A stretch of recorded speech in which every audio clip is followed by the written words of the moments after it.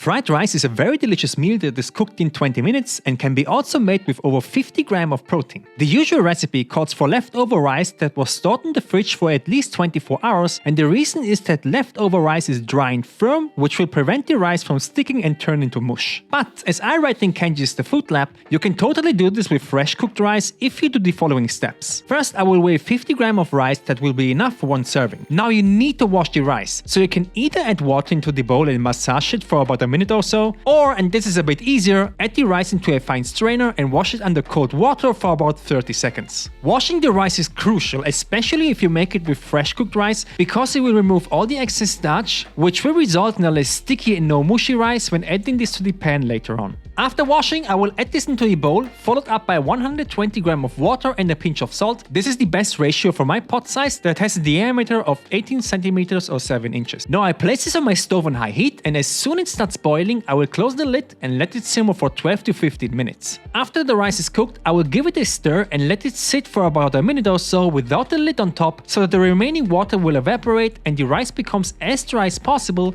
You can also do this in a separate plate. So during the cooking time of the rice, I will prepare one chicken breast that I already cut into strips. This weighs 180 grams, and I will also cut this again into bite-sized pieces. Next is the sauce. I will add into a glass 20 grams or 2 tablespoons of soy sauce. If you want now, you can add different kind of additional flavors like a teaspoon of rice vinegar, a teaspoon of hoisin, or a teaspoon of gochujang to add some heat. I would do the basic version with soy sauce only. Then I will prepare 50 grams of peas, these are frozen, and also 1 whole egg, and then it's time to cook. I will start with adding a touch of oil into a pan on medium-high heat, and then I will start frying the chicken breast first. I will fry this now for 30 to 40 seconds each side. This is just to get some color on the chicken, to add some flavor, and immediately remove it even if the chicken is still a bit raw. Remember that even if you remove the chicken from the heat, this is still cooking on a plate. So if you already cooked this through in your pan, you will end up with dry and tough chicken. Now I will do an additional step that is not very traditional but will add a ton of volume. I will add vegetables. I will dice 1 yellow onion, 1 red bell pepper, and also 1 carrot into roughly the same size as the chicken breast, so everything will be incorporated nicely into the dish. So I will add another touch of oil into the pan on medium heat,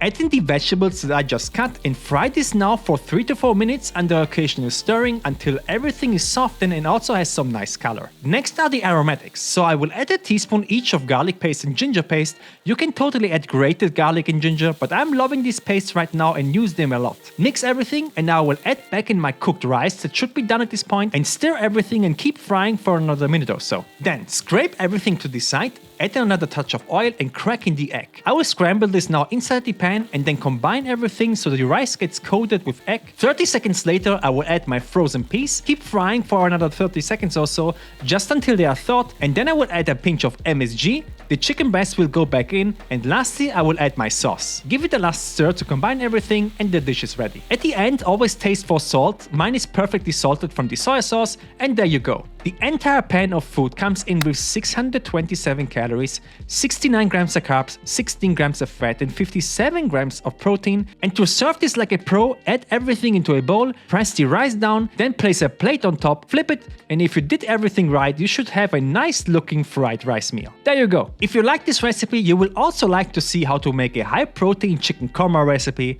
so click on this video and see you there.